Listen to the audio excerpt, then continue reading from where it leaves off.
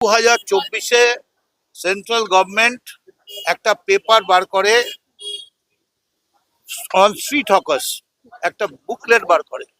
তাতে ক্লিয়ারলি বলা আছে, উইদাউট ইনফর্মিং, উইদাউট রিস্টেটমেন্ট, কোনো অবস্থাতেই কোনো হকারকে তুলে দেওয়া যাবে না, হকারদের উপর মারা যাবে না, কোনো রকম অত্যাচার করা যাবে না।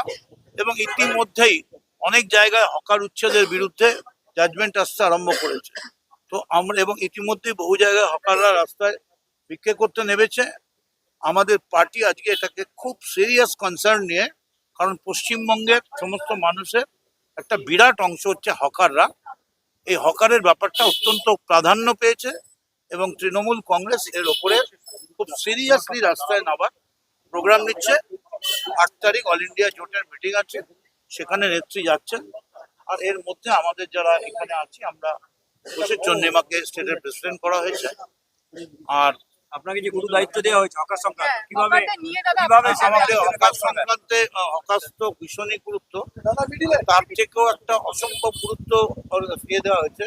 সেটা সারা ভারতবর্ষের যত সেন্ট্রাল গভর্নমেন্ট অফিসেস আছে, সেই সমস্তগুলো, যেমন ডিএসপি তে 21 জন বসে আছে, এই সারা দেশের সমস্ত অর্গানাইজেশন গুলোকে আবার রিজুভিনেট করার জন্য।